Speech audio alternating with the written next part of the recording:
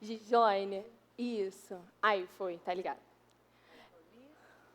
Acho que tá dando para ouvir? Não?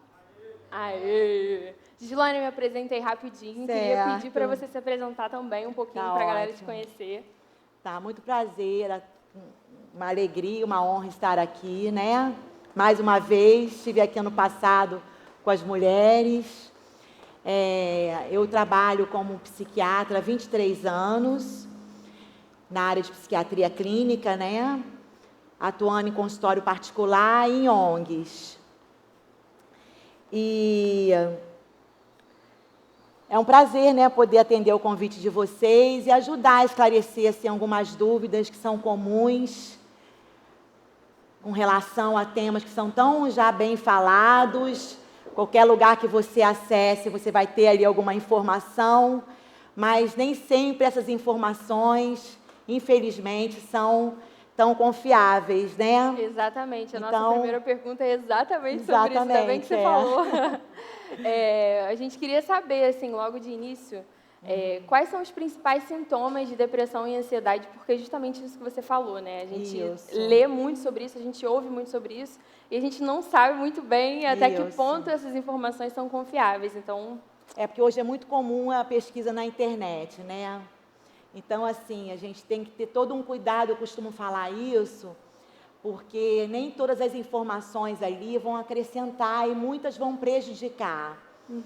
E, então, é importante saber que, vamos então pontuar, né? Primeiro vamos falar da depressão. O que é a depressão?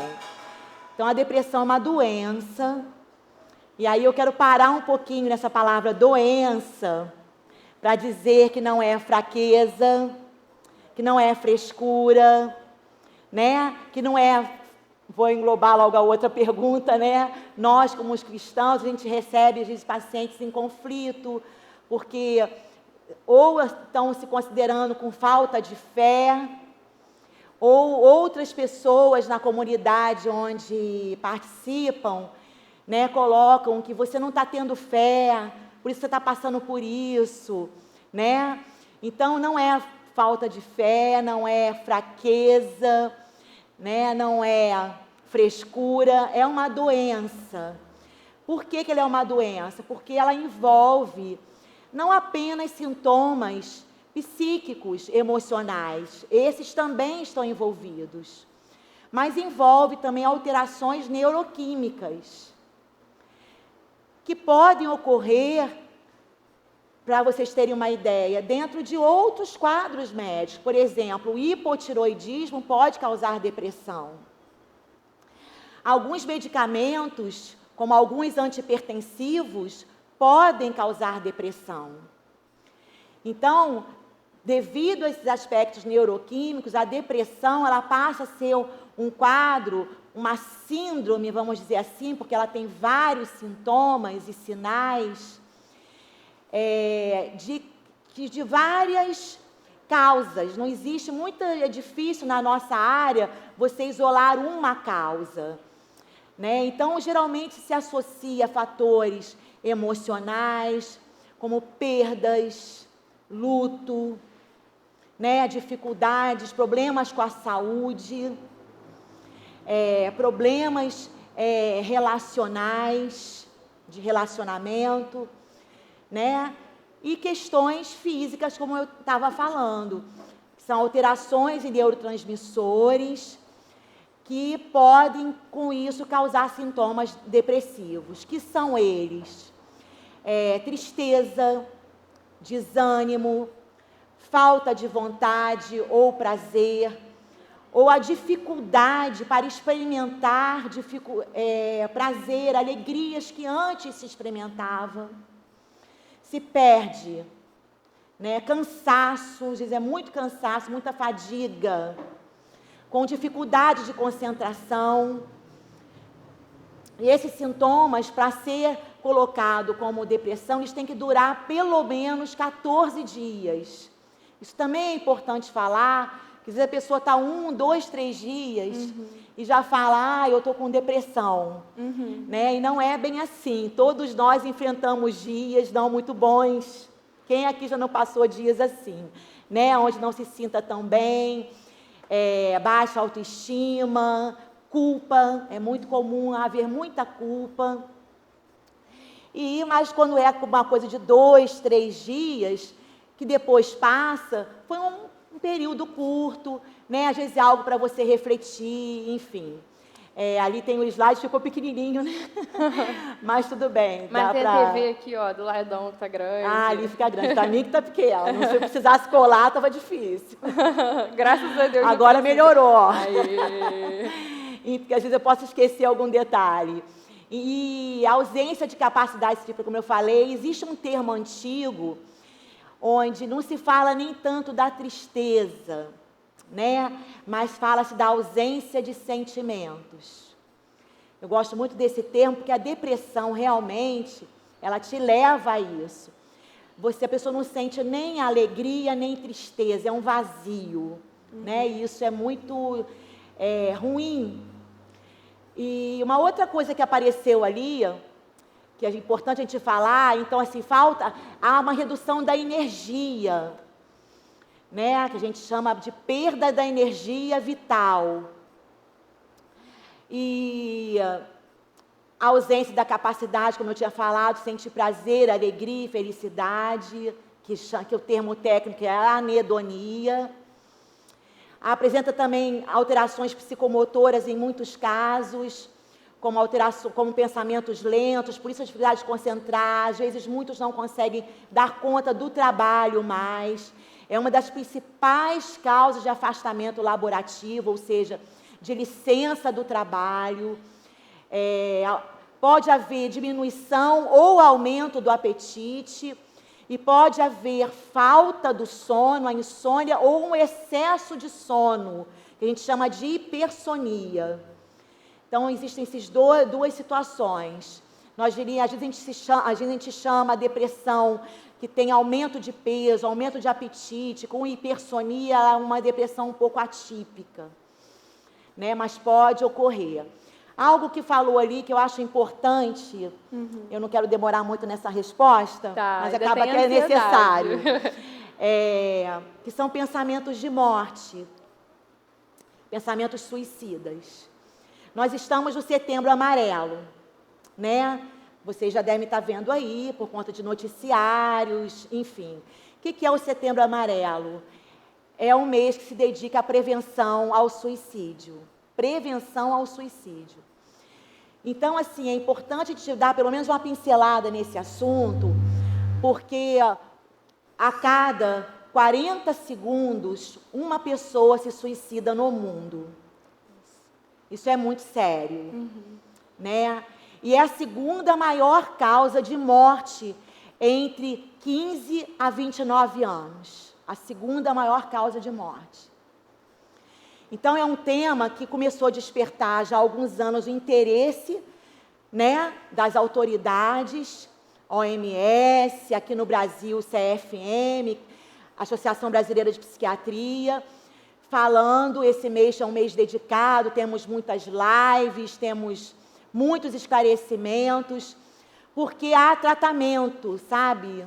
Eu acho que uma das coisas importantes da gente estar aqui é esclarecer isso. Depressão, ansiedade, pânico, tem tratamento, né? E você tem como ajudar pessoas, ou talvez você esteja passando por isso, ou você saiba de alguém que esteja passando, tem como ajudar, né? Indicando, orientando. Acho que vai ter pergunta em relação a isso, né? Vai, mais para frente. Então, eu queria, assim, falar um pouquinho dessa estatística, porque já é reconhecido no meio secular, inclusive a ABP publicou uns slides, né, nas lives, colocando pontos que são fatores de proteção. Um desses pontos é evitar o isolamento. Também outro ponto que eu queria falar, rapidinho. De repente, eu já estou englobando algumas perguntas. Sim, a gente vai... Estou bagunçando aí seu roteiro. Não tem problema. Porque um assunto puxa o outro, né? Nós estamos vivendo uma pandemia. Nessa pandemia, se colocou a questão do isolamento social. Só que é um termo um pouquinho errado, né? O isolamento social, ele é um sintoma. E ele é um sintoma de um quadro depressivo. O termo correto seria distanciamento social. Por quê? Porque foi algo imposto, né, a nós, pelas autoridades, por uma questão preventiva. Então, é o distanciamento social. Há uma diferença, porque você pode estar no distanciamento social e não estar isolado. Né? E muitos antes do distanciamento social estavam isolados. Então, um fator de proteção é a convivência contra o suicídio, né? Você perceber alguém que está se isolando muito, está com um discurso muito para baixo, né? Falando muito em morte, que minha vida não tem mais sentido, não tem por que eu estar aqui, não há propósito. Você já pode começar a ficar atento, né? Para poder chegar junto dessa pessoa, trazê-la para o convívio. Nós estamos agora liberando um pouquinho, a gente está aqui, não está? Olha que bênção. Então, assim, trazendo um pouquinho para o convívio, quem tem família, né, em casa, trazer para o convívio familiar, estar perto. E um outro fator de proteção que a própria ABP, Associação Brasileira de Psiquiatria, divulgou, é justamente a questão, eles colocam nesse termo, né, da religiosidade, da espiritualidade. Hoje já se reconhece muito o valor disso, né? E nós podemos falar como cristãos o valor do corpo de Cristo. Com certeza. Né? O valor de estar ligado a um corpo. Porque você ligado a um corpo, você vai ter pessoas que vão perceber a sua falta. Ainda que você pense que não. Porque às vezes quando você está num quadro depressivo, nada, ninguém se importa com você. Né? Ninguém se preocupa com você, ninguém te procurou. Mas você pode começar a se questionar, será que isso faz parte de um pensamento enganoso? A gente aqui, nesse momento de pandemia, né, foi até muito interessante, porque a gente foi obrigado a ficar em casa durante um tempo, mas graças a Deus as transmissões dos cultos não paravam. Isso e aí. O testemunho de todo mundo não, de muita gente, assim, isso mesmo. Era que o melhor dia, o melhor momento era justamente esse momento em que todo mundo se conectava, e mesmo que a gente estivesse distante, né, cada um na sua casa, não se estava isolado. Exatamente, estava todo mundo junto na presença isso de Deus, e como que isso fez diferença, assim, isso mesmo. Até pessoas mais idosas, né, que não podem, agora a gente está se reunindo aqui com todo o distanciamento, todo mundo de máscara, e alguns idosos não podem vir, né, porque fazem parte do grupo de risco. Mas eles comentam justamente isso, que mesmo não podendo vir, só o fato de estar na transmissão, cara, como que isso faz diferença? Preenche, claro. Exatamente. Claro. Então a gente crê assim, né, que Deus nos colocou como igreja essa missão, né, de abraçar, né? E muito importante você estar atento com isso. Alguém que começa a faltar muito, né? A gente pensa logo, não está querendo muito. Às vezes não. Né? Às vezes está vivendo uma situação dessa e precisa ser chamado para perto, ser abraçado, né? E muitas vezes somente a iniciativa de se procurar livra muita gente desse ato. Exatamente. E o fato da gente estar em célula, né? Aqui na igreja a gente tem uma igreja, a gente é uma igreja muito, em célula. Você tem grupos mais próximos. Exatamente. Então, se alguém falta, a gente está prestando atenção, a gente está perto, apesar de ser uma igreja grande, né? E deixa eu te perguntar em relação à ansiedade. Você falou sobre os sintomas da depressão e sobre os sintomas da ansiedade, que também é uma coisa muito comum, né? Que a gente vê. Aí eu queria que se pudesse colocar o slide, porque quando fala de ansiedade, a gente tem que falar do transtorno de ansiedade generalizada, que é uma sigla chamada TAG, né? E do transtorno do pânico, que é uma TP, né? Então, a TAG, ela costuma, o que acontece? Há uma elevação do nível de ansiedade, porque é importante esclarecer isso, a ansiedade todo mundo tem, né? Uns mais, outros menos, depende do temperamento de cada um. Ansiedade antes de uma prova, ansiedade antes de um casamento, enfim, né? A ansiedade antes de uma entrevista. Ai, meu Deus. A gente estava conversando ali atrás. Então, assim, é natural, né? Mas, quando a pessoa começa a desenvolver um nível de ansiedade mais elevada, que a gente chama de ansiedade patológica, é aquela ansiedade que traz sintomas, né? Sintomas físicos como taquicardia, mal-estar geral, né? Desconforto, tem gente que sente dor no peito, ali, ó, ansiedade generalizada, ansiedade e preocupações excessivas que ocorrem na maioria dos dias. Não é você um dia estar ansioso com alguma coisa, aquilo acontece e você calmou, não. A pessoa permanece assim. Sobre temas do cotidiano, como desempenho profissional ou acadêmico, saúde própria dos familiares, com relação às finanças. E ocorre sintomas físicos. Volta lá para mim no slide. Para eu ver aqui. Ali, inquietação ou sensação de estar com... Quem já ouviu essa expressão? Uma expressão mais antiga, nervos à flor da pele. Quer dizer, tá, né, naquele estado assim, super tenso. Fatigabilidade, quer dizer, essa cansaço muito grande, dificuldade de concentração, irritabilidade, tensão muscular, alterações do sono. Você pode ver que os sintomas se assemelham um pouquinho com alguns que ocorrem na depressão. Sim. Mas tem sintomas que são diferentes, dá para você diferenciar. E muitas vezes não é incomum os dois quadros coexistirem, tá? Uma TAG e uma TDM, que é um transtorno depressivo maior.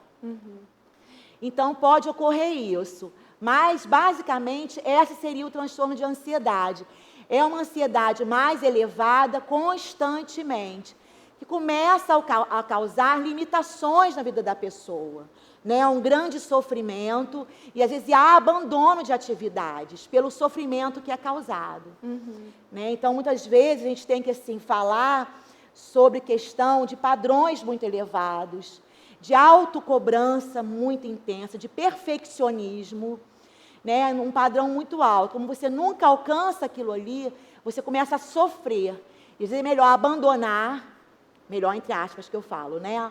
Abandonar do que encarar pelo sofrimento que aquilo está causando. Isso é ruim, porque são pessoas que têm muito potencial. Potencial para ir mais longe, potencial para ir mais além. E ficam paralisadas, literalmente, pela ansiedade, pelo medo que muitas vezes está inserido nesse quadro. Medo de não conseguir, medo de não corresponder, medo de fracassar, medo de ser rejeitado, né? Então, assim, acaba a pessoa ficando muito mobilizada com isso e são pessoas que costumam estagnar. É legal parar para ver, para tratar, também tem tratamento. Exatamente. Né? Tem a terapia, tem a medicação, que vai te ajudar a olhar com clareza realmente as situações e você mesmo. E né? já entrando assim nesse âmbito do tratamento, quando a pessoa percebe os primeiros sintomas de depressão ou de ansiedade, existe alguma coisa que a gente possa fazer antes que esse diagnóstico seja confirmado? O que a gente pode fazer? Ou antes até que se agrave, né? Deixa eu só, antes de responder, mostrar um pouquinho do transtorno do pânico, que é interessante. Tá. O transtorno do pânico é um termo mais moderno, entre aspas, né? Já de muitos anos, mas antigamente não se tinha. A gente também gosta de chamar que é uma crise de ansiedade aguda. Se a pessoa está naquele patamar de ansiedade mais elevada, ou não até, e ela faz um pico de ansiedade. Nesse pico, ela vai ter sintomas muito fortes, que chamam de ataques de pânico recorrentes e inesperados. É interessante, porque às vezes você conversa com a pessoa e a pessoa fala, olha, está tudo bem, não tem porquê. Né? Nem sempre a pessoa diz uma causa, eu estou com isso por conta disso. Não, às vezes ela não sabe identificar. Aí vem a apreensão ou preocupação persistente quanto à possibilidade de ter novos ataques. Aquele ataque é tão intenso porque causa taquicardia, sudorese, dormência, a pessoa tem a sensação que ela pode morrer. Quando ela não sabe o que é, isso é muito ruim. E muitos têm dentro do ônibus, a primeira vez, dentro das barcas, na ponte. E aí, como é que faz para andar de barca de novo? Como é que faz para atravessar a ponte de novo? Porque, como fala ali, o termo é um ataque. E causa grande, a pessoa pensa, o medo de enlouquecer. Muitos sentem sensação de sufocamento, falta de ar, Então, quando a pessoa não sabe o que é, ela fala, eu vou morrer aqui. Né? Eu vou ter alguma coisa aqui. E aí, às vezes, está sozinha, né? Aí não quer mais sair sozinha. Se é no túnel ou se é na ponte, não atravessa mais a ponte. Aí você tenta imaginar a dificuldade que é isso para uma pessoa que tem que fazer tudo lá no Rio. Né? Então, ela não anda mais de barco, ela tem que pegar um trânsito imenso da ponte, trabalhando no centro do Rio, que de barco seria muito mais fácil. Enfim. Então, esses ataques, voltando lá um pouquinho para mim, eles... deixa eu ver a partezinha de baixo. Isso. Ele caracteriza-se por desconforto, ansiedade intensa e súbita, que atinge um pico em poucos minutos, acompanhado de sintomas físicos e ou cognitivos, que foi o que eu relatei para você. Cognitivo, a pessoa às vezes fica até sem saber quem ela é. Às vezes a intensidade é tão grande que ela fica meio perdida até de quem ela é. A gente chama de desrealização.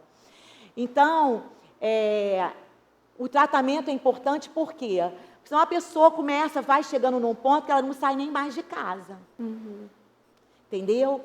Então, você imagina a repercussão disso na vida de um jovem, na vida de um adolescente. Então, assim, o nosso papel, né, eu creio aqui, dos líderes que organizaram, né, e o nosso desejo de poder atender ao convite, é justamente alertar, orientar. Existe uma coisa que se chama psicoeducação. Né? E quando você sabe algumas coisas, você já... Poxa, se aquilo acontecer, Deus livre com ninguém aqui, mas se acontecer com você, ou com algum irmão, primo, amigo, alguém da igreja que você está acompanhando, né? Você já sabe orientar, olha, você pode estar tendo isso, vamos, né? Aí entra a sua pergunta. Quanto antes procurar ajuda, melhor. Porque a resposta ao tratamento é mais rápida, a chance da pessoa tomar condutas erradas também cai muito. O que seriam condutas erradas, né? Usar remédio por conta própria. Eu tenho um amigo que usou esse remédio e ficou bom, usa isso aqui. A gente sabe que são remédios controlados, que não deveriam ser vendidos sem receita, mas a gente sabe que acontece, né? Que alguns lugares vendem sem receita. Então, assim, a pessoa pode acabar tomando um remédio errado, né?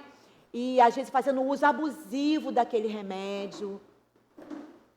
Então, a gente precisa ter ciência para saber justamente isso. Há tratamento, e há como melhorar, e há como seguir a vida. Né?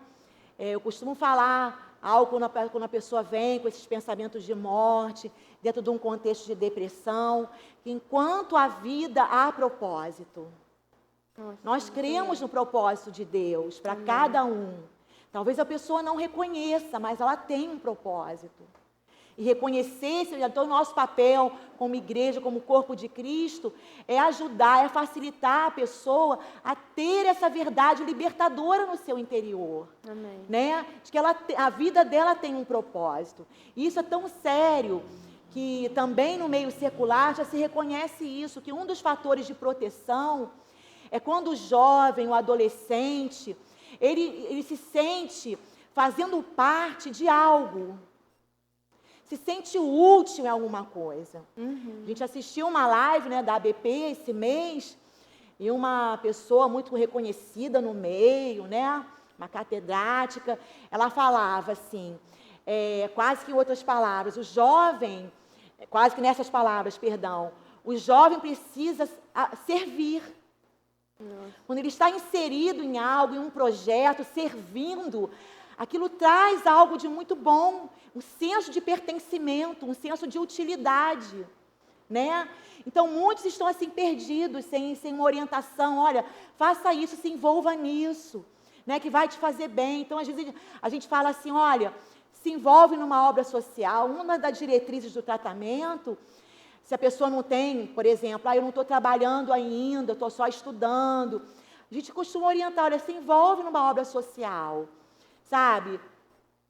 Doe sua vida, doe seu tempo, né? Isso é bíblico. Mais bem-aventurado é dar do que receber. A gente às vezes associa muito isso a finanças, mas não é só a finanças. Quando você dá, às vezes, do seu pouco, né? É como aquele jovem que chegou ali com 5 pães e 2 peixinhos. Às vezes a gente se sente assim, né? Senhor, só tem isso aqui, olha, multiplica, né? Para que alcance e ele seja, né, útil na vida das pessoas. E Deus, quando ele se dispõe a servi-lo, ele honra essa disposição. É verdade. Né? Ele manda os recursos. Às vezes você começa com muito pouco, mas aquele lugar que você estava ali doando o seu tempo sem ganhar nada, pode abrir uma porta, né? Pode fazer parte do seu currículo. Uma vez eu estava conversando com uma jovem que ela doou o tempo dela numa ONG, e ela falou que quando ela foi ser contratada, o diferencial dela dos outros que estavam ali foi ter feito parte de um projeto social como voluntária.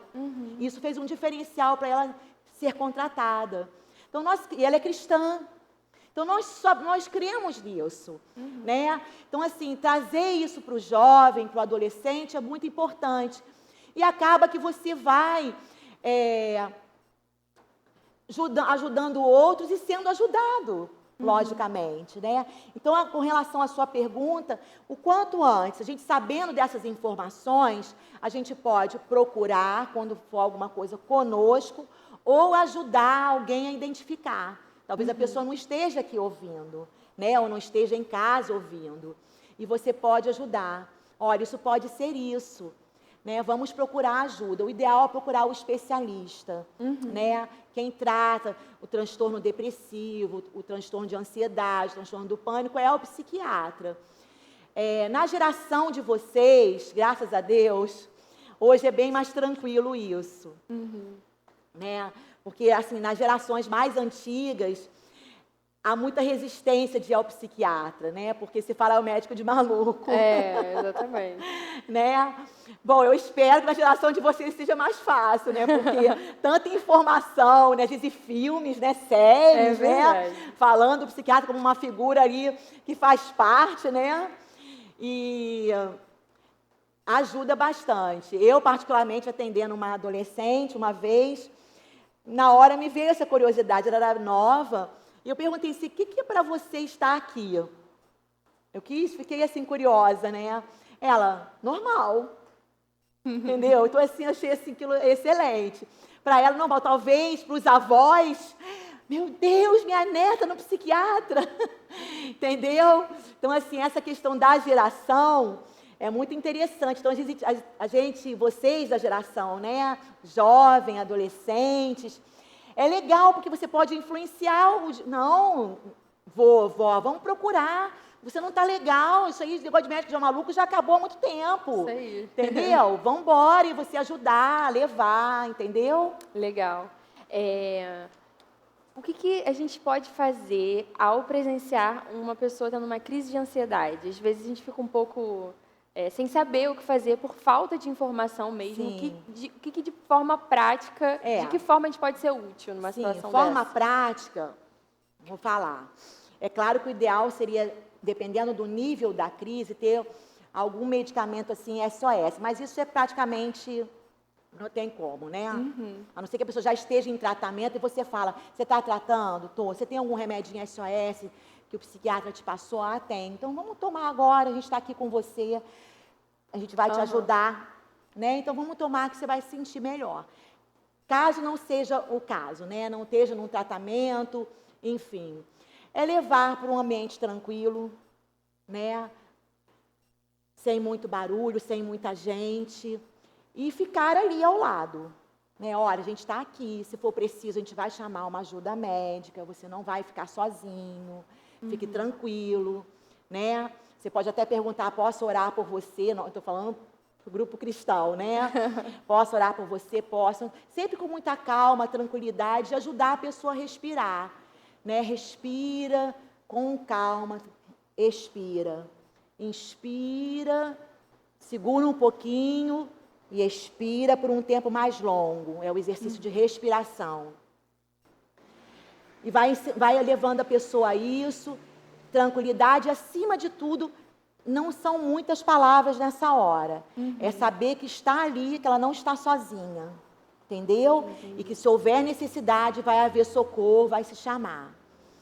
Agora, Eu queria ler aqui rapidinho, foi nessa pergunta que eu te falei, que eu queria ler o depoimento, não foi? Com certeza. Foi na próxima, eu acho. Ah, é? Foi Então sobre depressão. Então vê aí a próxima.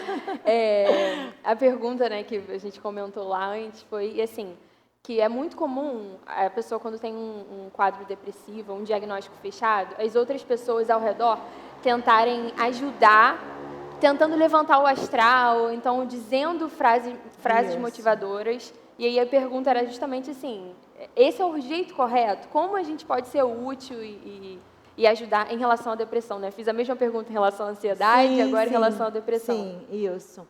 Então, eu queria ler aqui para vocês um depoimento autorizado, logicamente não vou citar o nome, não tem como vocês identificarem, porque não é daqui do meio.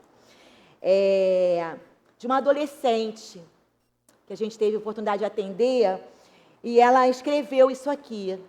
Eu achei muito legal, um depoimento dela, tá? Ela passou pela depressão, ela passou por momentos de crise de ansiedade, ela passou por pensamentos... Opa! Tá dando para ouvir? Tá dando? Tá. Tá? Ela passou por pensamentos de morte, chegou a pensar em morte, né? Sendo cristã, né? Sendo cristã. Então, ela colocou assim, não se deve falar. Ela colocou 3 pontos que não se deve falar e 3 pontos que você pode falar. O que não se deve falar, o primeiro, eu sei o que você sente. Ela coloca, se você nunca passou por depressão, você não sabe o que ela sente, pois só quem passou por depressão sabe a dor que é. Mas por que você, segunda, mas por que você sofre tanto? Sua vida é perfeita.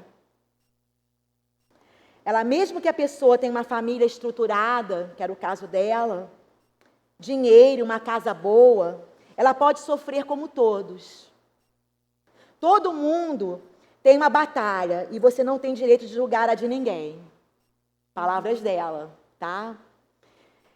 Isso que ela me falou aqui me fez lembrar uma chargezinha que eu via, que falava assim, uma pessoa conversando com a outra, na depressão você ouve muito isso, mas sua vida é tão perfeita, por que você está assim? Aí a outra falava assim, mas você tem tanto ar, porque você tem asma. Exatamente.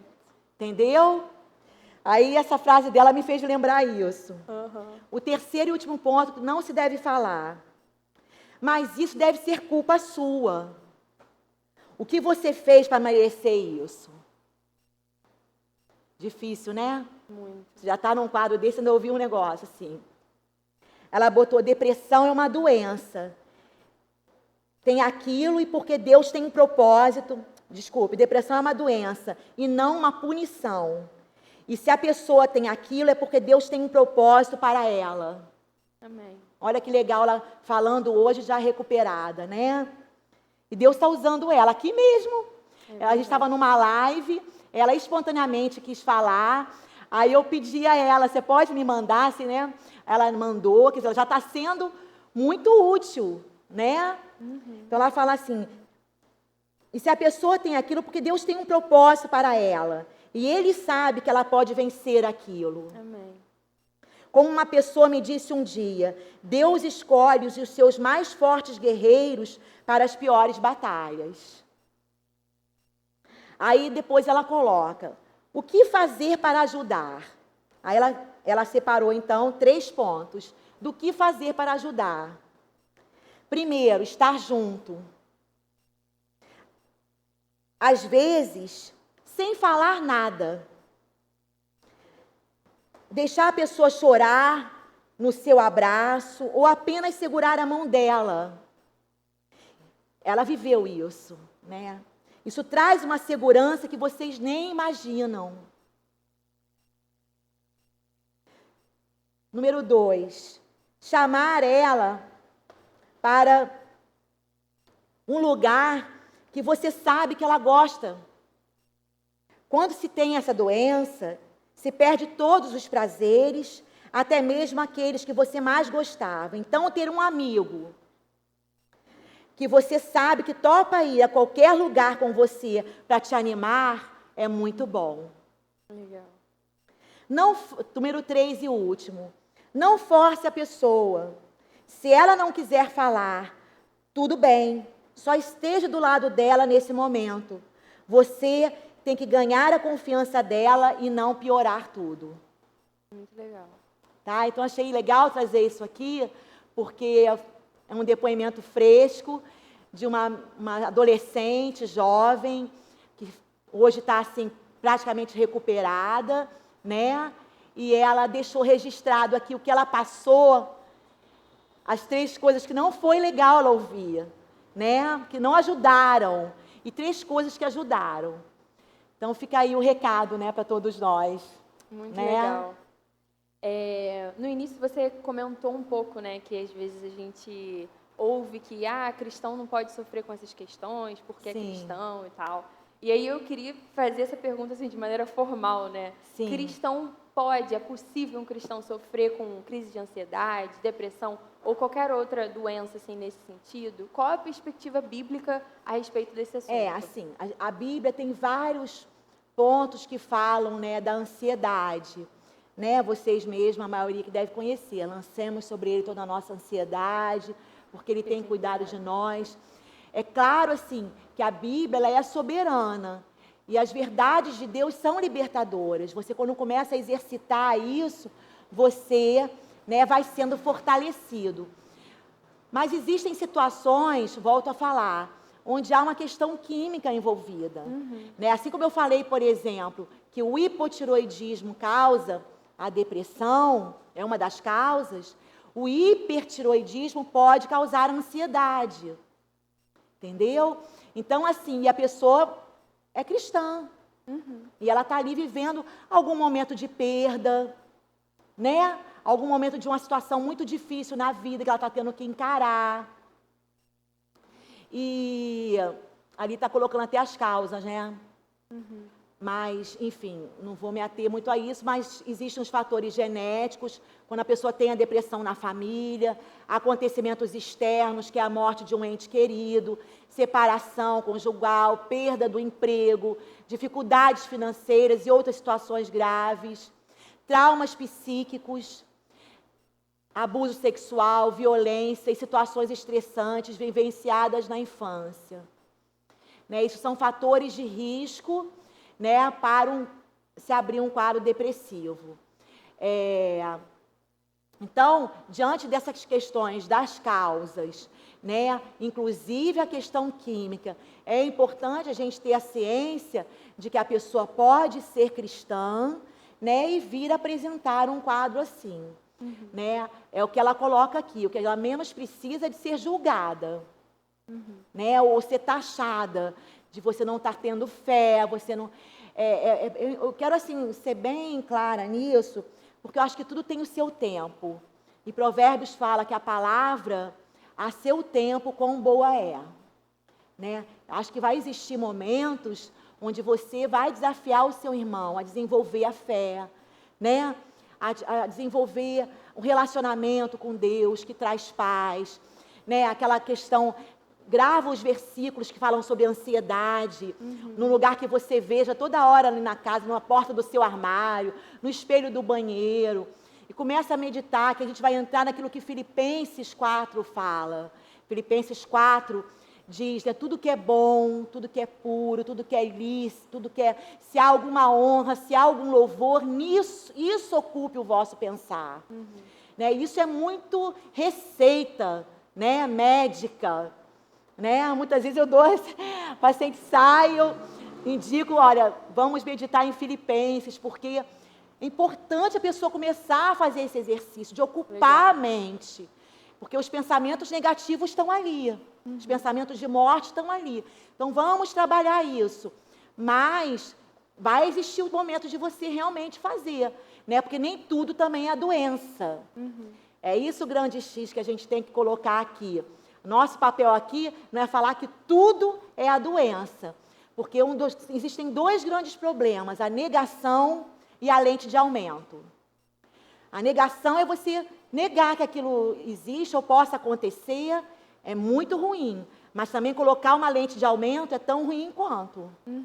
né? Então, às vezes, a pessoa não é um caso de ter que buscar um tratamento medicamentoso, ela está vivendo um conflito ali naquele momento, que tendo um suporte, né? Uma ajuda mesmo na palavra, de irmãos, o discipulado, né? A célula, enfim, já vai ser ali o que a pessoa precisa realmente para crescer, amadurecer. E o amadurecimento, ele traz uma sensação de segurança, né? À medida que você amadurece, você vai se sentindo mais seguro. À medida que você cresce na fé, na confiança em Deus, você vai se sentindo mais seguro. Essa é a verdade. Mas aí eu caio lá no outro ponto, a negação também não é legal. Se a pessoa vem com sintomas muito claros, como nós falamos aqui, né? Que às vezes ela fala assim, olha, já venho tentando há tempo superar isso, não estou conseguindo sozinho. A gente tem que estar atento, né? Então vamos procurar uma ajuda. De repente, vamos numa psicóloga, né? Vamos conversar. Aí a psicóloga, se achar por bem, vai encaminhar um psiquiatra, que talvez precise da medicação ou não. Tem casos leves que você nem sempre vai precisar medicar. Né? Então, a gente tem que ter esses duas questões para estarem diante de nós, né? Você falou de Filipenses, eu lembrei de Davi, né, de Salmos. Exatamente essa questão, ele não negava, ele estava triste, ele derramava ali sua alma diante de Deus. Exatamente. E o Senhor respondia aquilo ali, muitas vezes agia de maneira assim, milagrosa em cada situação, mas ele não negava, fingia que estava tudo bem. Vocês citou uma coisa muito que eu admiro. Davi, seja o momento que ele vivesse, maior alegria, as maiores vitórias, as maiores tristezas, angústias. Salmo 42, minhas lágrimas eram meu alimento dia e noite. Ora, quem fala isso está vivendo o quê, né? Então, assim, mas ele fez uma escolha. Ele escolheu viver aquilo aos pés do Senhor. Sabe? E eu admiro muito isso. E eu procuro acolher isso para a minha vida. Sabe?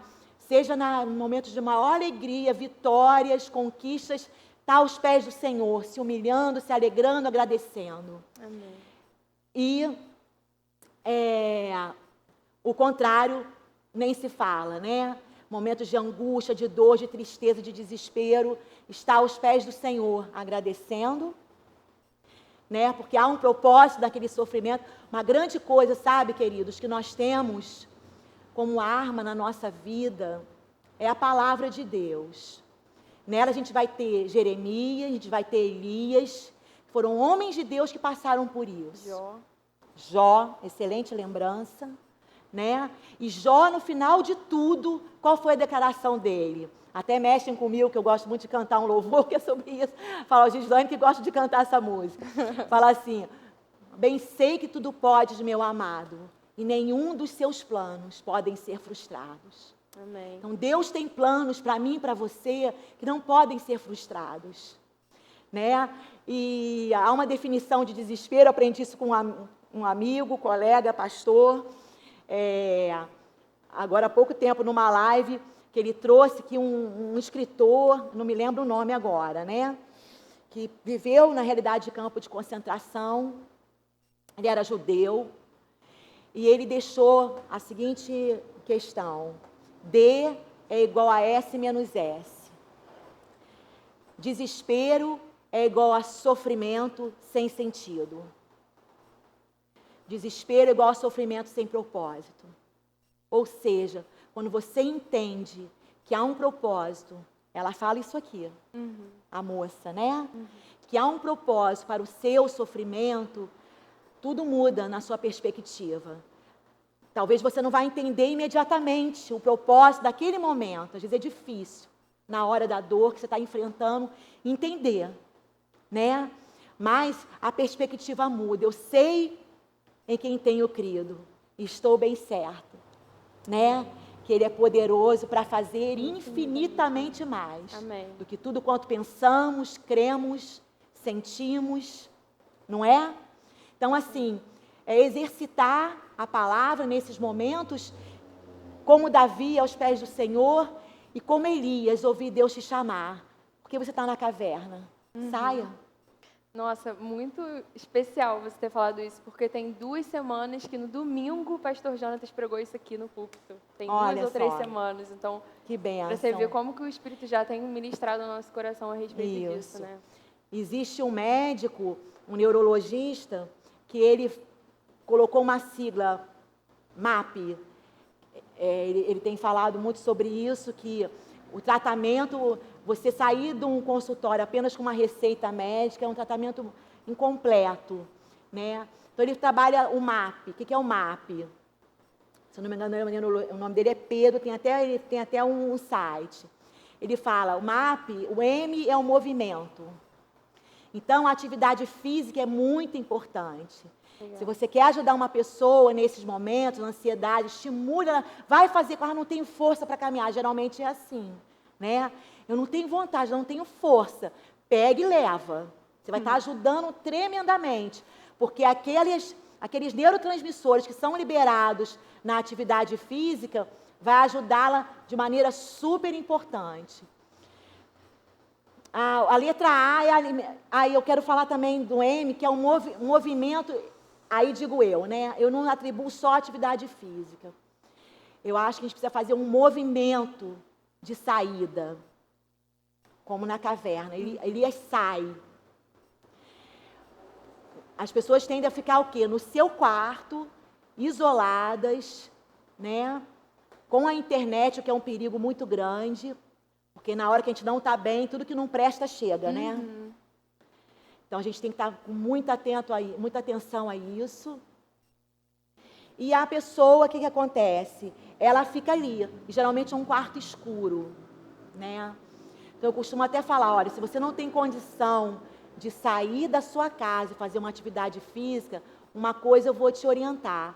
Saia do seu quarto, arrume a sua cama, abra toda a casa, deixa o sol entrar, a claridade entrar, fique na sala, mas não fique no quarto.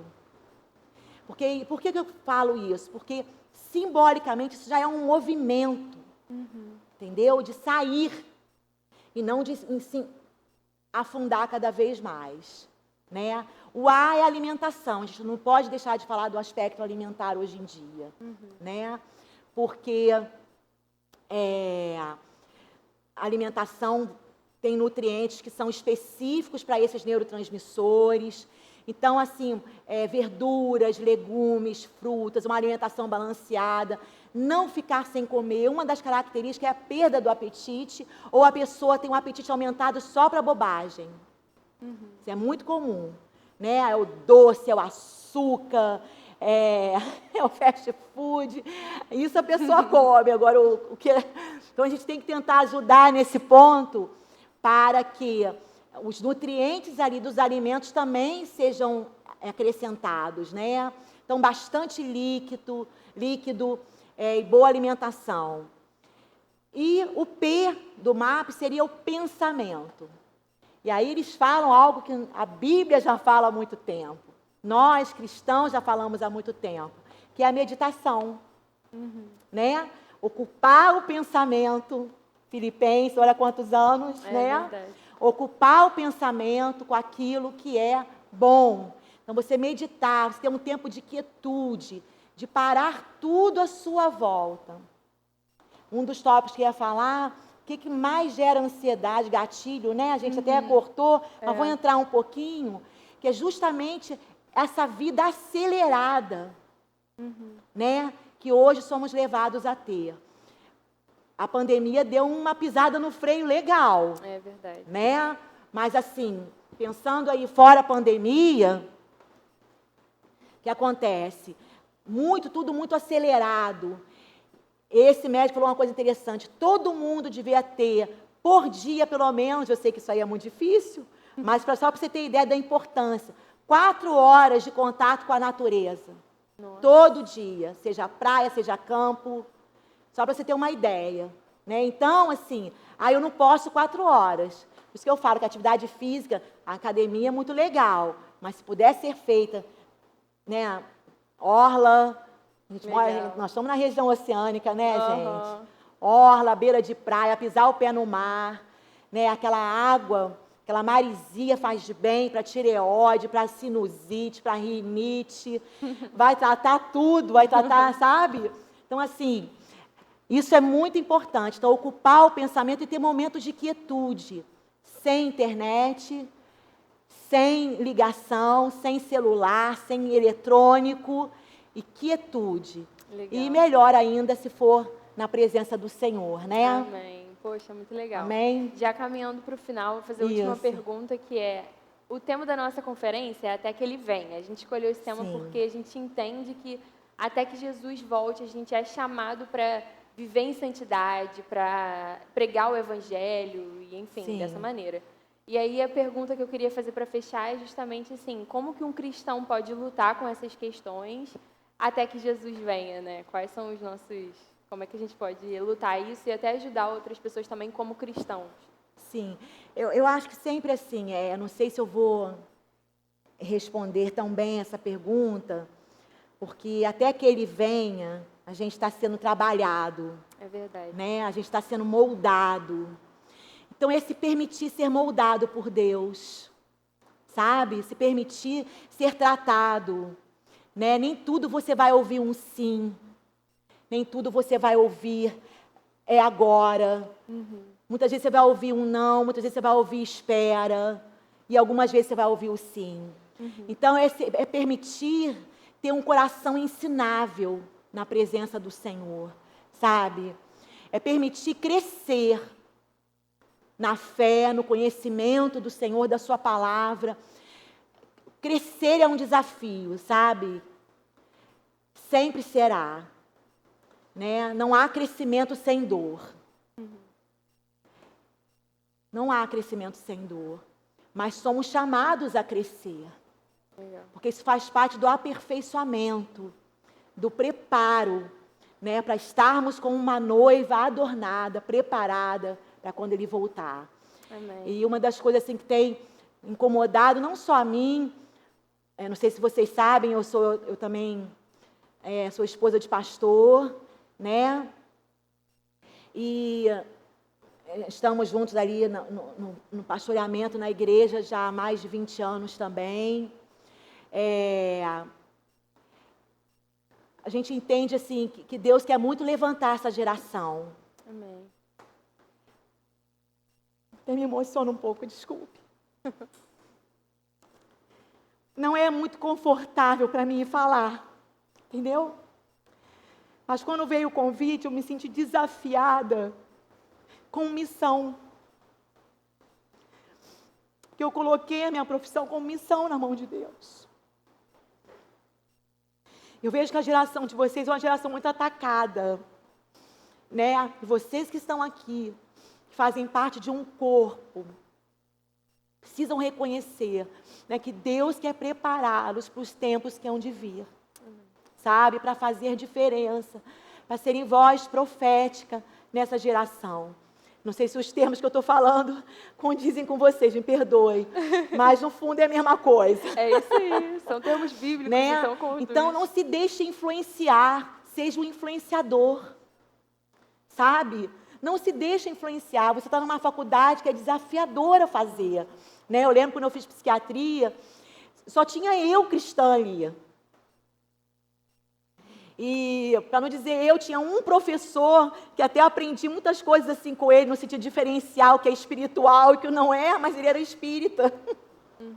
Entendeu? Aí eu fui tentando reter o que era que ele estava ensinando, trazendo para o nosso lado. Então, assim, é desafiador você estar num meio sozinho, sabe? Mas, assim, Deus é com você quando você quer fazer a diferença. Amém. Deus é com você quando você quer influenciar, sabe? Então, esteja atento, não deixe que te influencie com aquilo que é ruim, negativo, com aquilo que... Filtre o que chega, isso eu falei para as mulheres aqui ano passado.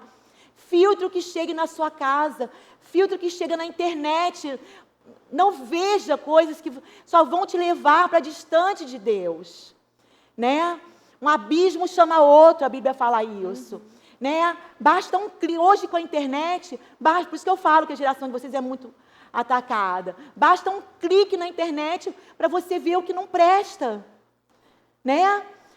Então, assim, vamos usar a internet, por que não, como um meio de ganhar, de influenciar para o reino de Deus. Amém. Né? Então, não se deixe influenciar, influencia outros. Seja um jovem, um adolescente influenciador, sabe? Se você falar assim, mas eu sozinho não consigo ainda, olha, 2 pães e 5 peixes. 5 pães e 2 peixes. Tá? 5 pães e 2 peixes. Deus pode multiplicar. Amém. Quando nós nos dispomos. E aí está a célula, é claro, né? Tem aqueles que estão chegando agora, precisam ser acompanhados, fortalecidos, ensinados, né? E isso é um processo, né? Mas você, nesse processo, já pode se sentir parte, né? De onde você estiver. Não sei quem viu aquele filme, Deus Não Está Morto, tão conhecido, falado, né?